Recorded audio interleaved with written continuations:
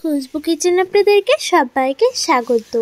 আজ আমি একটা দারুণ রেসিপি নিয়ে হাজির হয়েছি, আর এই রেসিপিটা হলো সরু চিকলি পিঠা, যেটা খেতে খুবই টেস্টি আর এটা বানানো খুবই সহজ। তো চলুন এই ভিডিওটা শুরু করা যাক। আর এটা খুবই সহজ একটা পদ্ধতিতে পিঠা, কোনো বেলায় ঝামেলা ছাড়াই এই পিঠাটা রেডি হয়ে যায়। তো চলুন এটার জন্য কী কী উপকরণ লাগবে সেটা বলে দিচ্ছি। তো আমি এখানে নিয়েছি এই কাপটা সমান 2 কাপ পরিমাণ চালের আটা, আর নিয়ে নিচ্ছি সামান্য পরিমাণ লবণ, আর নিয়ে নিচ্ছি একটা ডিমটাকে আমি ভেঙে নিয়েছি। এরপর এটাকে হাতে করে ভালো করে মিক্স করে নিচ্ছি, ঠিক এরকমভাবে এটাকে ভালো করে দেখুন আমি মিক্স করে নিচ্ছি।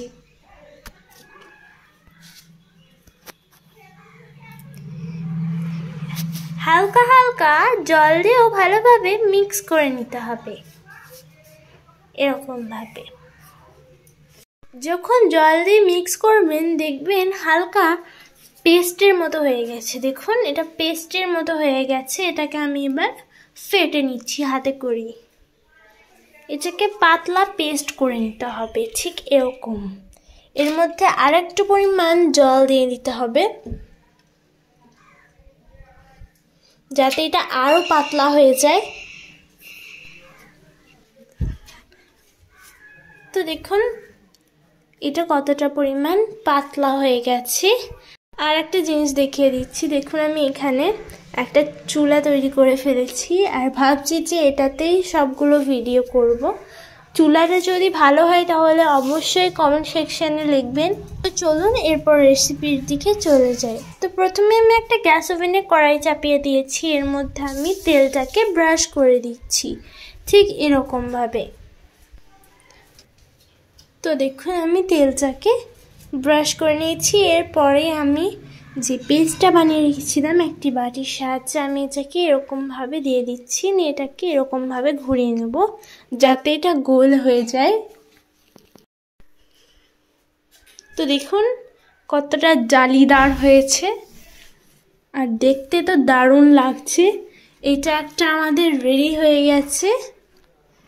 তো এরপর আমি এটাকে উল্টে দেব, আর দেখুন খুব সহজে এটা উল্টে যাচ্ছে, তার মানে এটা রেডি হয়ে গেছে। এটাকে এরপর আমি এরকম করে নেব। তো দেখুন এইদিকে আমার একটা রেডি হয়ে গেছে, এটাকে তুলে নেব। এরপর আমি ওই কড়াইয়ের মধ্যে আরেকটাকেও ঠিক সেমভাবে রেডি করে নেব।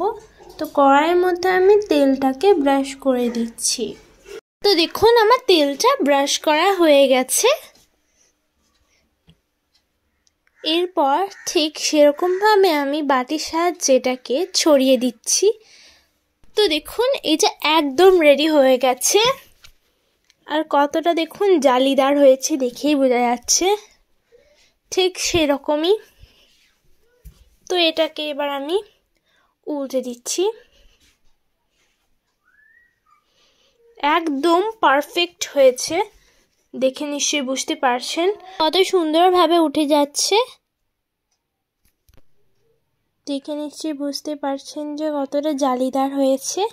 তো আমার পিঠাগুলো দেখুন। তো দেখুন এরপর আমি আর একটাকেও সেই একইভাবে রেডি করে নিচ্ছি, ঠিক এরকমভাবে তৈরি করে নিতে হবে। তবে এই পিঠাটা কিন্তু আমার একটু ফাঁকা ফাঁকা হয়ে গেছে, কিন্তু তাও আমার খুবই সুন্দর হয়েছে। একবার হলে এই দারুণ রেসিপিটা ট্রাই করে দেখবেন, খুবই সুন্দর একটা রেসিপি।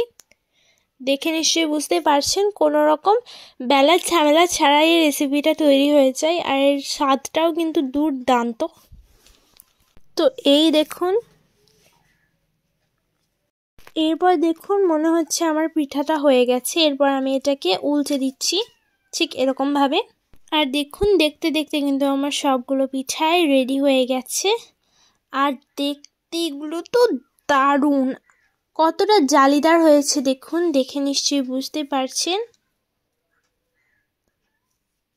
দেখুন এটাকে আমি দেখেও দিচ্ছি যে এটা কেমন হয়েছে। দেখুন দুর্দান্ত, একবার হলে রেসিপিটা ট্রাই করে দেখবেন, খুবই সুন্দর খেতে। আপনাদের কাছে অনুরোধ রইল। আশা করছি আপনাদেরকে সবাইকে এই নতুন রেসিপিটা ভালো লেগেছে। আবার নিয়ে চলে আসবে একটা নতুন রেসিপি। আজকের মতো বিদায় নিচ্ছি। ভালো থাকবেন, সুস্থ থাকবেন, আর পরে ভিডিওটার জন্য অপেক্ষা করবেন। আমাদের ভিডিওটাকে লাইক,